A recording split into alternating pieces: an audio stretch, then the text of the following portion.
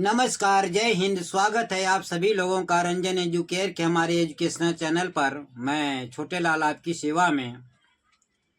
आज हम एक ऐसे टॉपिक पर बात करेंगे जो किसी भी स्टेट का टेट हो या सेंट्रल लेवल का सीटेट हो, हर एग्जाम में पूछा ही जाता है। जब से 2011 से प्रक्रिया शुरू हुई है टेट या सीटेट की, तब से इस टॉपिक से हर बुकलेट में यानी हर साल प्रश्न आए ही हैं। तो आइए देखते हैं क्या है। लर्निंग डिसेबिलिटीज, अधिगम विकार, यानी सीखने से संबंधित, शिक्षण से संबंधित जो विकार हैं उन पर नजर डालते हैं। तो पहला है डिसलेक्सिया। पहला जो विकार है डिसलेक्सिया, इसमें जो है स्टेट लेवल के जो टेट होते हैं उसमें तो सीधा प्रश्न पूछा जाता है कि डिसलेक्सिया में क्या होती है, बस पहचान वगैरह ध्यान रखना है आपको। लेकिन सेम यही सब प्रश्न जब सीटेट में पूछा जाता है, यदि आप कभी भी सीटेट का एग्जाम दिए हों तो देखेंगे कि वहाँ प्रश्न को जो है कि बहुत घुमा फिरा कर पूछा जाता है। तो वहाँ पर कुछ जो है पॉइंट आपको अपने दिमाग में, माइंड में सेटअप रखना है। क्या? डिसलेक्सिया। तो डिसलेक्सिया का मतलब ये है कि ये क्या है, पठन संबंधी विकार है, मतलब पढ़ने से संबंधित विकार है। पढ़ने में परेशानी होगी विद्यार्थी को, जैसे डी को बी पढ़ दे, बी को डी पढ़ दे, सा को वाज, वाज को सा पढ़ दे, ऐसी समस्या है, पढ़ने में समस्या है। तो वह कैसी बीमारी है, उसको डिसलेक्सिया का शिकार है बच्चा। ये सब जो परेशानियां हैं धीरे धीरे आगे चल के ठीक हो जाती हैं। तो पठन संबंधी विकार है डिसलेक्सिया। प्रश्न जो है इसी तरह से दिया जाएगा, बच्चे को परेशानी होती हो, इसको या नहीं वह कोई चीज दिया रहेगा, पढ़ता है तो उस समय ध्यान ये रखना है कि पठन संबंधी विकार है तो डिसलेक्सिया। दूसरा चीज है डिसग्राफिया। तो आपको ग्राफ से यह संज्ञान रखना है। ग्राफ का मतलब क्या है?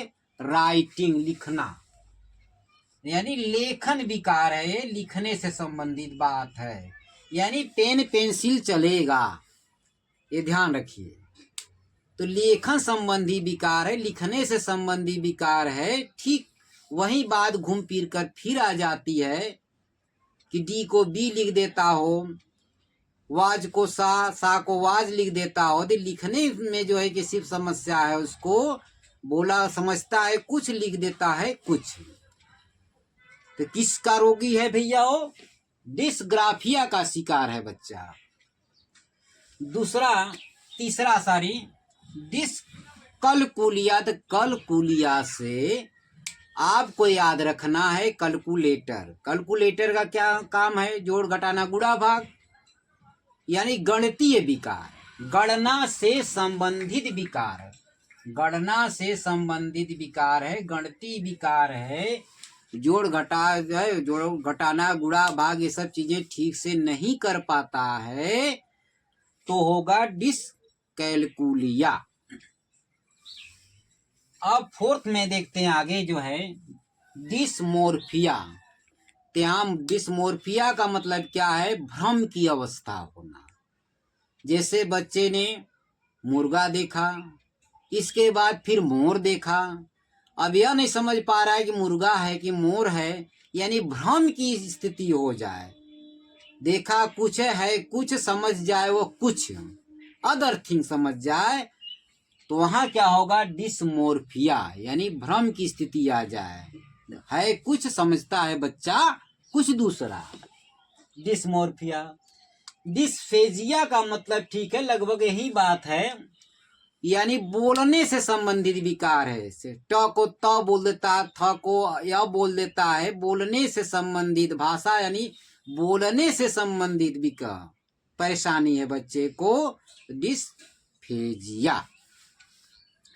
अगली बात देखते हैं हम डिस्प्रेक्सिया। तो डिस्प्रेक्सिया का मतलब है भैया गामक कौशल विकार। गामक कौशल विकार, इसका मतलब क्या है? मोटो स्किल का मतलब ये है कि उसको चलने फिरने ये सब यानी शारीरिक किसी प्रकार की अक्षमता है, कोई शारीरिक अक्षमता है, चलने फिरने सब ऐसी कोई अक्षमता है तो होगा डिस्प्रेक्सिया। हालांकि इससे प्रश्न प्राय बहुत कम ही आते हैं। और लास्ट में डिस्थीमिया।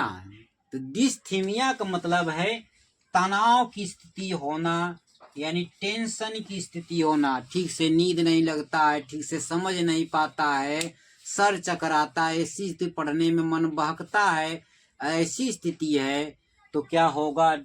डिस्थीमिया होगा। ते ही जो है कि शिक्षण के कुछ जो है जो विकार हैं, अधिगम के जो विकार हैं, लर्निंग डिसेबिलिटीज हैं, इनको आपको ध्यान में रखना है।